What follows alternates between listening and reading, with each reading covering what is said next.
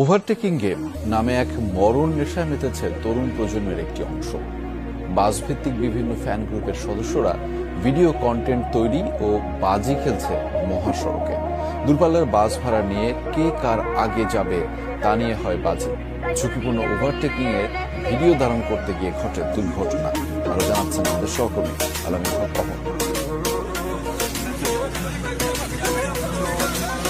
বাসভিত্তিক fan পেজের সদস্যরা আছেন এই বাসে। ভিডিও ধারণে ব্যস্ত সবাই। গতি যত বাড়বে ভিডিওর ভিউ তত বেশি হবে। এতে কে মরলো আর কে বাঁচলো তাতে যেন কিছুই যায় আসে না তাদের। গেল 16 সেপ্টেম্বর রাতে এমন 6টি রিজার্ভ বাস কক্সবাজার থেকে ফিরছিল ঢাকায়। দূরপাল্লায় এমন পাগলা গতি তুলতে গিয়েই ঘটে এই দুর্ঘটনা। আপনি লাস্টে কি কইলেন যে আমগো খেলা কতদূর আপনি দিয়ে খেলাইছেন? আপনাকে আমাকে 180 হইলে ভাই শুনেন, আপনার ওই গাড়ির ভাও থাকতো না। আপনার গাড়ি একদিন না একদিন তো পাবো ভাই। ওই দিন ভিডিওটা করে আপনারে আমি দিবানে যে ভাই খাওয়ার বয়স হয়ে গেছে। কি হয় এসব বাসে? নাম প্রকাশে অনিচ্ছুক একজনের সাথে কথা হয়, যিনি ছিলেন ওই বাসে।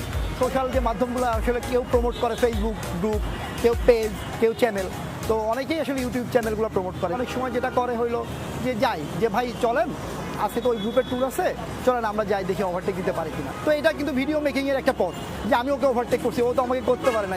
যখন আপনি ভিডিওটা পাবলিশ করবেন অনেকেই কমেন্ট করবে ভাই আপনারা ওভারটেক খাইছেন, আমি কিন্তু ওভারটেক খাইনি। এই ব্যাপারগুলো ঘটে।